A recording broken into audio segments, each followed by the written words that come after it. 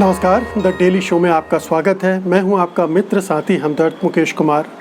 दोस्तों, आपने सुना होगा 2 दिन पहले ही घोषणा की गई है कि भारत अपनी कोरोना वैक्सीन बनाने जा रहा है, कोरोना महामारी की वैक्सीन, और उसके लिए एक तारीख भी तय की गई है 15 अगस्त की, यानी 15 अगस्त तक वो वैक्सीन बन जानी चाहिए। ये Indian council for medical research का ऐलान था। जाहिर है कि ये बहुत खुशी की बात है देश के लिए कि हम जब पूरी दुनिया इसकी वैक्सीन बनाने में, इसकी दवा बनाने में होड़ लगा रही है, तो हम भी उसमें होड़ में शामिल हैं, और न केवल होड़ में शामिल हैं बल्कि हम जल्द से जल्द इसका टीका बनाने जा रहे हैं। लेकिन यहाँ पर एक चिंता की बात है और एक विवाद भी इससे खड़ा हो गया है। विवाद इसलिए खड़ा हुआ है कि 15 अगस्त की तारीख तय की गई है, जो कि तमाम विशेषज्ञ मान रहे हैं कि बहुत जल्दबाजी में तय की गई है। इतने कम समय में ये संभव ही नहीं है, और ICMR ने अगर ये डेडलाइन तय की है तो उसके पीछे क्या राजनीतिक कारण हैं। कुछ राजनीतिक दलों ने तो बाकायदा टिप्पणी कर दी है, जिसमें मार्क्सवादी कम्युनिस्ट पार्टी के सीताराम येचुरी हैं। वो कह रहे हैं कि ये अनाउंसमेंट दरअसल इसलिए हुआ है कि 15 अगस्त को लाल किले से प्रधानमंत्री नरेंद्र मोदी इसकी घोषणा करना चाहते हैं, इसलिए ये प्रेशर डाला जा रहा है। जो साइंटिफिक कम्युनिटी के लोग हैं, जो रिसर्च कर रहे हैं इस पर, साइंटिस्ट, उन पर ये दबाव डाला जा रहा है, जो कि ठीक नहीं है, क्योंकि इस तरह की दवाएं इस तरह के दबाव से नहीं बनती हैं। उनके लिए एक पूरी साइंटिफिक प्रोसेस होती है, वैज्ञानिक प्रक्रिया है, उसको पार किया जाना चाहिए। इसीलिए देखिए, जो इस पूरे रिसर्च से जुड़े लोग हैं, जो जानकार लोग हैं, इस 15 अगस्त की डेडलाइन को क्वेश्चन कर रहे हैं, इस पर सवालिया निशान लगा रहे हैं। जैसे एम्स के डायरेक्टर हैं डॉक्टर रणदीप गुलेरिया, उनका कहना है कि ये बहुत ही चैलेंजिंग और बहुत मुश्किल काम है, और उनको भरोसा नहीं हो रहा है कि ये इस समय सीमा के भीतर हो सकता है। एक दूसरे जो जाने माने वायरोलॉजिस्ट हैं शहीद जमील, वो कह रहे हैं कि ये तो एक हास्यास्पद फैसला है, ये हास्यास्पद घोषणा है, क्योंकि ऐसा होता नहीं है, और जो दुनिया भर की साइंटिफिक कम्युनिटी है वो हम पर हंसेगी। It should not happen. India is a serious player in science, और ये माना जाएगा कि ये इंडिया जो है बहुत सीरियस प्लेयर नहीं है, रिसर्च के मामले में बहुत गंभीर नहीं है, क्योंकि इस पर कोई भरोसा ही नहीं करेगा।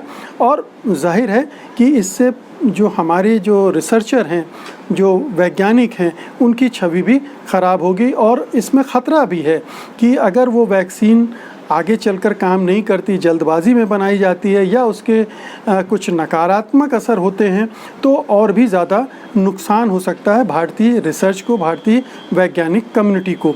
तो ये चारों तरफ से ये प्रश्न उठ रहे हैं कि आखिरकार ICMR पर कौन सा दबाव है। क्या सरकार दबाव डाल रही है?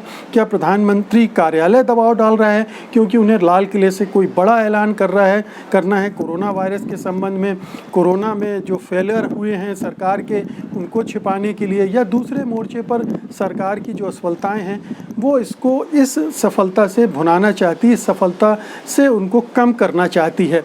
ये हमने देखा है कि हमारे प्रधानमंत्री और सत्तारूढ़ दल जो वैज्ञानिक उपलब्धियां रही हैं, उनको भुनाने की कोशिश करती हैं, उनकी उपलब्धियों को अपने हक में भुनाने की कोशिश करते रहे हैं। तो यहाँ भी क्या यही मामला है, ये प्रश्न उठ रहा है।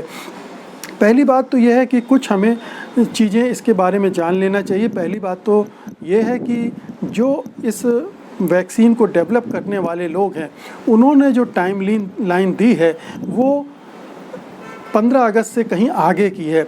उन्होंने जो फर्स्ट और सेकंड फेज़ के ट्रायल की जो टाइमलाइन दी है वो है अक्टूबर में ख़त्म होने की, यानी पहले और दूसरा फेज़ के ट्रायल अक्टूबर तक चलेंगे, और जब वो ख़त्म होंगे उसके बाद तीसरा फेज़ शुरू होगा। तो ये 15 अगस्त तक ये सारे फेज़ ख़त्म करने की बात करना ICMR की तरफ से, ये अपने में निश्चित रूप से विवादास्पद है, हास्यास्पद है, और शक पैदा करने वाला है। ये पूरे रिसर्च प्रोसेस को ख़तरे में डालने वाला है। तो एक तो ये है।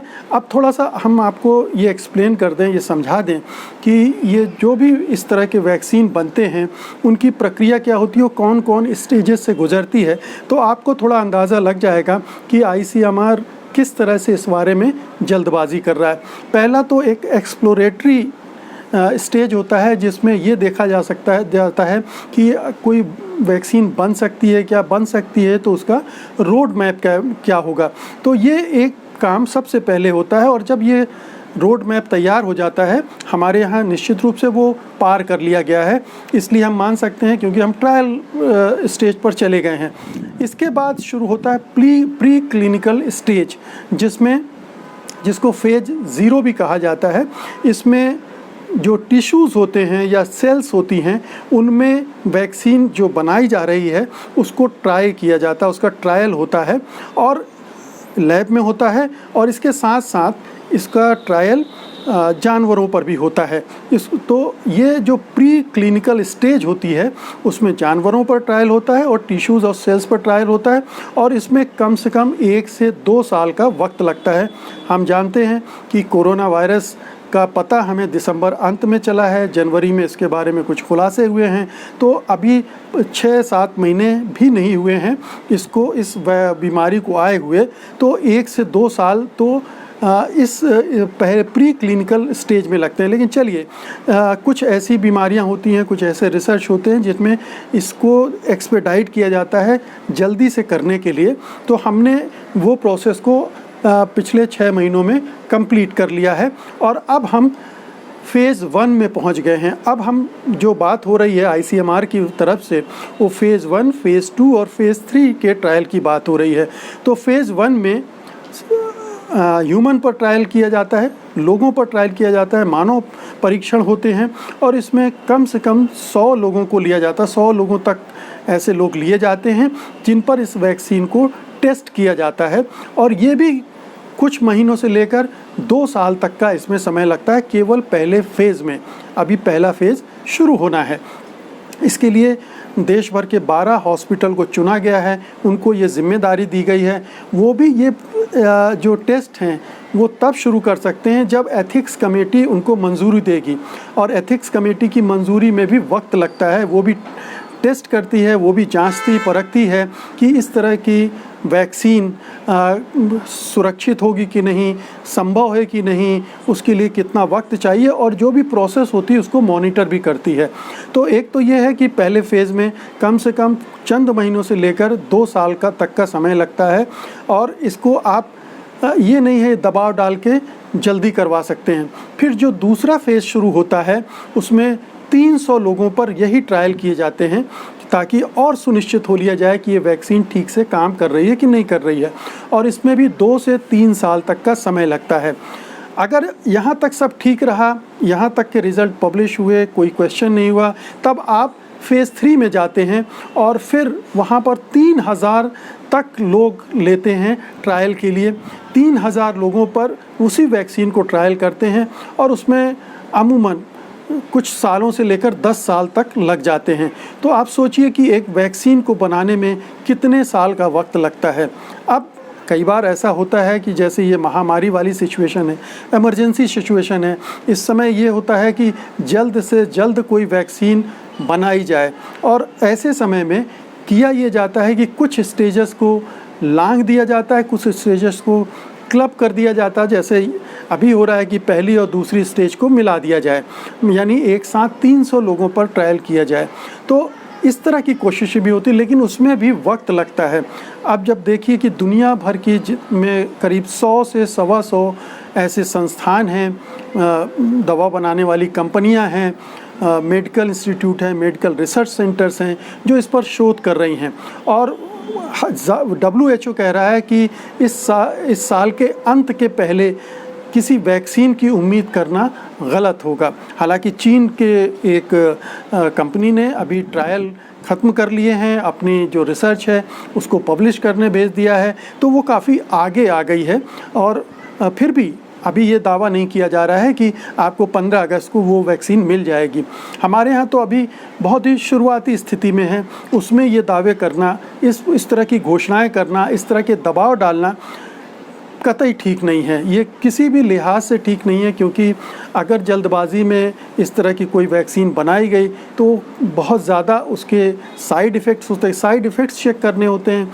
ये जो सारे ट्रायल्स होते हैं कि अगर कोई वैक्सीन दी जा रही है तो उसका कितना प्रभाव हो रहा है, कितना फ़ायदा हो रहा है, कितना नुकसान हो रहा है, कितना उसके साइड इफ़ेक्ट्स हैं, ये सारे अध्ययन होते हैं। अध्ययन के बाद जो स्टडी होती है उसको पब्लिश किया जाता है, दुनिया भर के साइंटिस्ट उसको देखते हैं, उसको जांचते परखते हैं, क्वेश्चन करते हैं, और जब उन सब से निपट जाते हैं, वो उनका समाधान हो जाता है, उसके बाद एक वैक्सीन की घोषणा होती है, उसका प्रोडक्शन शुरू होता है, डिस्ट्रीब्यूशन शुरू होता है, उसका इस्तेमाल शुरू होता है, और जब इस्तेमाल भी हो रहा होता है तब भी उसकी मॉनिटरिंग की जाती है, तब भी उसके रिज़ल्ट का अध्ययन किया जाता है कि उस समय उस स्टेज में किसी तरह की कोई नकारात्मक चीज़ तो सामने नहीं आ रही है। तो बहुत सावधानियां बरतनी पड़ती हैं इस तरह के रिसर्च में, अन्यथा बहुत ही बड़ा नुकसान कभी हो सकता है, बड़ी तादाद में लोग मर सकते हैं। तो ये गंभीरता आईसीएमआर में होना चाहिए। आईसीएमआर वैसे भी साइंटिस्ट कम्युनिटी के लोग हैं, उसमें साइंटिस्ट हैं और वो रिसर्च को समझते हैं, रिसर्च की प्रोसेस को समझते हैं, और ये जितना भी ट्रायल है वो उनके जानकारी में है, वो कोई नौसिखिए लोग नहीं हैं। लेकिन कभी कभी राजनीतिक दबाव इस तरह से आ जाते हैं कि साइंटिफिक कम्युनिटी उस दबाव में काम करने लगती है, और वो ये नहीं सोचती है कि इसके इस तरह से आगे बढ़ने के नुकसान और फ़ायदे क्या हो सकते हैं। तो कोशिश ये की जानी चाहिए कि हड़बड़ी ना हो, जल्दबाजी ना हो, और जो भी समय लग सकता है जितनी जल्दी हो सके अच्छी बात है। हमारे वैज्ञानिकों पर छोड़ देना चाहिए, वो तय करें कि कितना समय लगेगा, ये ऊपर से न थोपा जाए, वो तय करें, और जब संतुष्ट हो जाएं तभी उस वैक्सीन की घोषणा की जाए। ये हमारे साइंटिस्ट कम्युनिटी के लिए अच्छा है, हमारे देश के लिए अच्छा है, जनता के लिए, पूरे जिन पर ये इस्तेमाल होना है, जिनको ये वैक्सीन दी जानी है, उनके लिए अच्छा है। तो इन सारी चीज़ों को ध्यान में रखकर ही कोई डेट तय की जानी चाहिए। सिर्फ इसलिए नहीं कि प्रधानमंत्री 15 अगस्त को लाल किले से ये घोषणा करना चाहते हैं कि हिंदुस्तान ने एक वैक्सीन बना ली है कोरोना की, जय हिंद जय भारत। इसलिए ये कोई वाहवाही लूटने की चीज़ नहीं है, ये बहुत ही गंभीर चीज़ है, ये लाखों करोड़ों लोगों के स्वास्थ्य से जुड़ी चीज़ है, ये चुनावी घोषणा नहीं है, ये वोट बटोरने की राजनीति नहीं है, इसको इससे अलग रखा जाना चाहिए। तो दोस्तों, ये जो कोवैक्सीन नाम से हमारे जो भारत बायोटेक्स नामक कंपनी बना रही है, उसकी दवाई के बारे में जो जल्दबाजी की जा रही है, उसके बारे में मेरी राय। उम्मीद है कि आपको ये पसंद आएगी और आप इस वीडियो को लाइक करेंगे, शेयर करेंगे, और इस चैनल को यानी satyhindi.com को सब्सक्राइब भी करेंगे। और अब मुझे अनुमति दीजिए, आपसे फिर मुलाकात होगी एक नए विषय के साथ। तब तक के लिए नमस्कार। सत्य हिंदी के और वीडियोस को देखने के लिए हमारे YouTube चैनल को सब्सक्राइब करें और सीधे नोटिफिकेशन पाने के लिए बेल आइकन दबाएं।